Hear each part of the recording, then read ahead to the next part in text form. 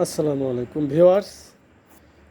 আজ আমি আপনাদেরকে একটা সোলার ফ্যানকে রিচার্জেবল বানিয়ে দেখাবো। এটি হচ্ছে একটা নোহা ব্র্যান্ডের সোলার ফ্যান, যেটি কিনা 12 ভোল্টে চলে। এটি মূলত সোলার ফ্যান। এটাকে আমি রিচার্জেবল তৈরি করব। দেখুন আমি ভিউয়ার্স, আমি কিভাবে করেছি। অলরেডি আমি তৈরি করে বানিয়ে রেখেছি। আপনাদেরকে দেখাচ্ছি কী কী ম্যাটেরিয়াল লাগে।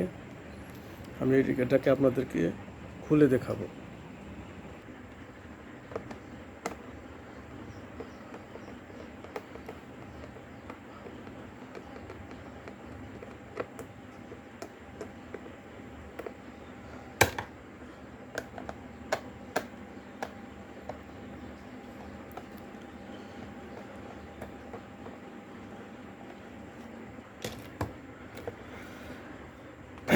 এই হচ্ছে সোলার ফ্যান।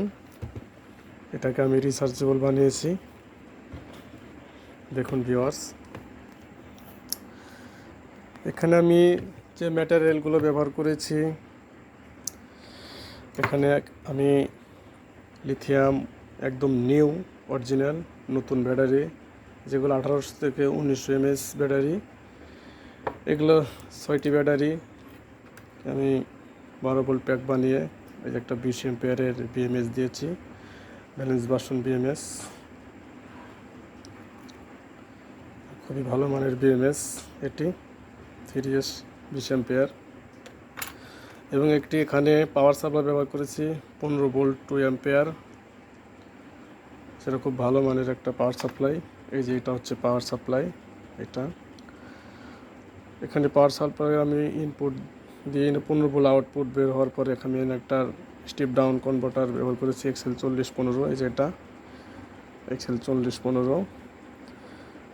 তো এই ফ্যানটা 2 অ্যাম্পিয়ারে চার্জ হবে। কারেন্ট থাকা অবস্থায় যখন ফ্যানটা চালাবে চার্জও হবে এবং চলবেও। এবং এখানে যখন কারেন্টে চালাবে অনেক হাই স্পিডে চলবে।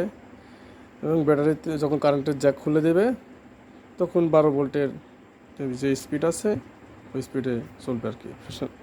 মাশাআল্লাহ, ফ্যানটি মোটামুটি 4 থেকে 5 ঘন্টা ব্যাকআপ দেবে। এটা আমার নতুন উদ্ভাবন।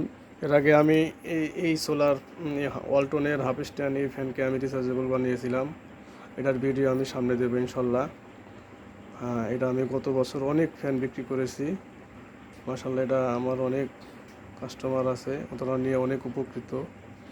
তো এবার আমি এই নোহা ব্র্যান্ডের টেবিল ফ্যানটাকে আমি রিচার্জেবল হিসেবে বানিয়ে ফেললাম।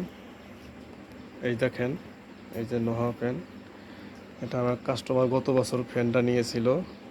তো এবছর উনি ফ্যানটা নষ্ট হওয়ার কারণে আমি এবার এভাবে এই সিস্টেমে ঠিক করলাম। তো অবিশ্বাস্য একটা কাজ, এতটুকু অল্প জায়গার ভিতরে রিচার্জেবল প্লাস চার্জার সব কিছু দিয়ে একদম ফিটিং। মানে আলাদা কোনো বাইরে কোনো ব্যাটারি দিয়ে চালানোর দরকার নেই, একদম অল ইন অন। কোনো প্রকার সমস্যা হবে না আল্লাহর রহমতে।